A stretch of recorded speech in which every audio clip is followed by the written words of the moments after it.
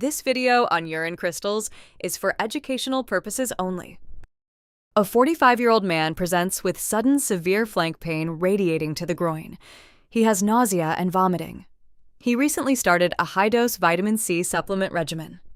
Urinalysis reveals hematuria, and urine microscopy shows crystals. Which of the following is the most likely diagnosis? The answer is calcium oxalate nephrolithiasis. Calcium oxalate crystals are envelope-shaped and are the most common kidney stones. High-dose vitamin C raises oxalate levels, promoting these stones across a wide urine pH range. A 35-year-old man is brought to the emergency department after being found confused. He has nausea and rapid breathing. Laboratory studies show elevated anion gap metabolic acidosis, an elevated osmolar gap, a creatinine level of 1.9, and urine microscopy demonstrates crystals shown in the image. Which of the following best explains this finding? The answer to question 2 is calcium oxalate crystal formation from toxic alcohol metabolism. Ethylene glycol is converted to glycolic and oxalic acids, which bind calcium and form oxalate crystals. These deposit in tubules, causing obstruction, toxicity, and acute kidney injury with metabolic acidosis. Think of ethylene glycol poisoning when acute kidney injury is accompanied by calcium oxalate crystals in the urine, a high anion gap metabolic acidosis, and an elevated osmolar gap. Question 3. A 40-year-old woman presents with recurrent kidney stones. Urine pH is 7.5. Urine microscopy shows crystals as seen in the image. Which condition is most likely associated with this finding? For question 3, the correct association is distal renal tubular acidosis, type 1 with calcium phosphate stones. The urine crystals shown are calcium phosphate crystals, which typically form in alkaline urine and often appear as rosettes, stars, or prism-like structures. In a patient with recurrent kidney stones and a persistently elevated urine pH, this finding strongly suggests distal renal tubular acidosis, a condition in which the kidneys cannot properly acidify the urine. Calcium phosphate crystals may also be seen in hyperparathyroidism and in patients taking carbonic anhydrase inhibitors such as topiramate or acetazolamide. A useful clue is that calcium phosphate crystals form best in alkaline urine, whereas uric acid crystals usually form in acidic urine. Question 4. A 19-year-old man presents with recurrent kidney stones since childhood. His sibling has similar symptoms. Urine microscopy shows hexagonal crystals. Which of the following is the underlying defect? The answer to question 4 is a defect in proximal tubular amino acid transport, causing cystinuria. Impaired reabsorption of cysteine and dibasic amino acids leads to hexagonal cystine crystals. These stones are difficult to dissolve and typically present as recurrent stones in young patients with acidic urine.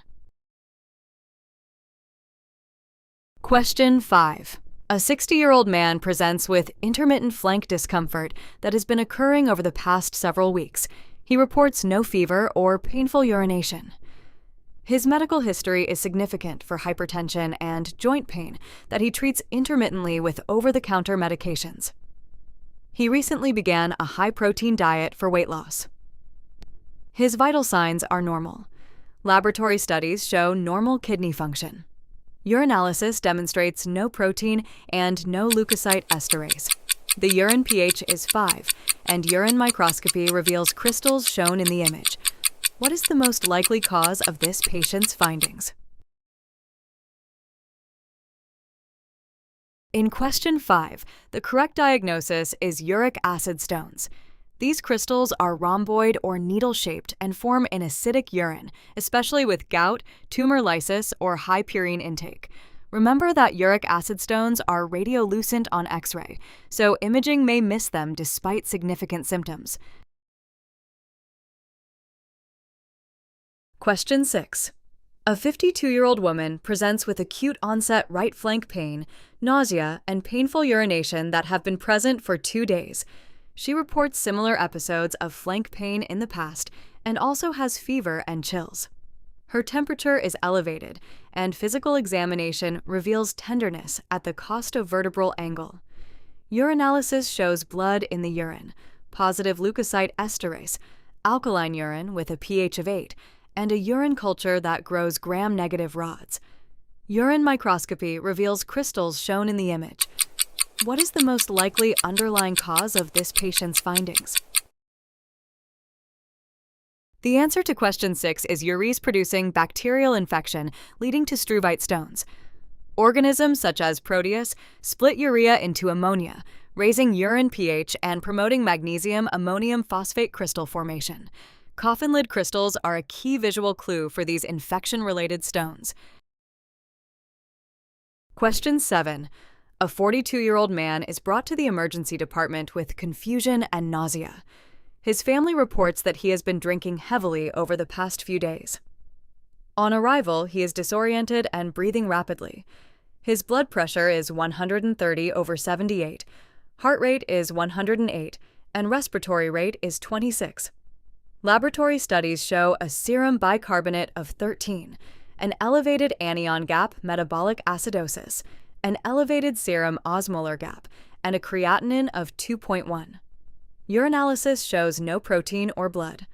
Urine microscopy reveals numerous oval and long crystals, as shown in the image.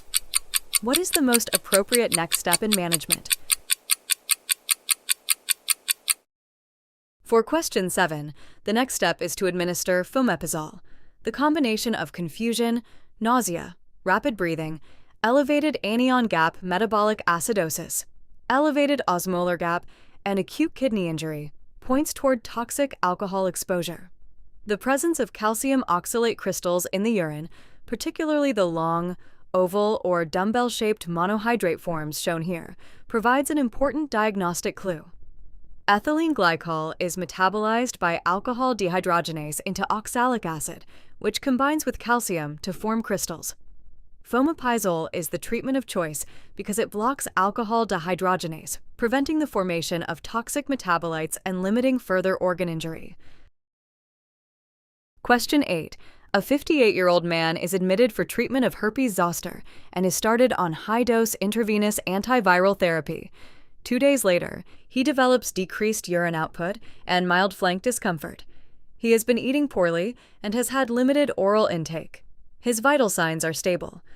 Laboratory studies show that his creatinine has increased from a baseline of 1 to 2.3. Urinalysis demonstrates mild blood in the urine, and urine microscopy reveals numerous needle-shaped crystals, as shown in the image. What is the most likely cause of this patient's acute kidney injury?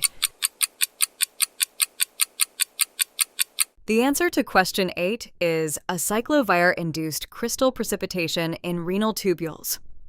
Acyclovir can crystallize, especially with dehydration or high doses, producing needle-shaped crystals. This causes intratubular obstruction and acute kidney injury. Adequate hydration and dose adjustment are key. This table summarizes common urinary crystals. Note the key pairings: envelope or dumbbell shapes for calcium oxalate, rosettes or prisms for calcium phosphate, rhomboid forms for uric acid, coffin-lid for struvite, hexagonal for cysteine, and needle-like crystals for many drug-induced injuries. The final slide reinforces high-yield crystal disease pairs. Hexagonal crystals indicate cystinuria. Envelope shapes suggest calcium oxalate stones or ethylene glycol poisoning. Prisms point to calcium phosphate and distal RTA. Coffin-lid crystals signal struvite infection. Use urine pH to refine diagnosis. For more educational content, like, share, and subscribe to Quick IM with Dr. Aid. Your support helps us create even more valuable content for you.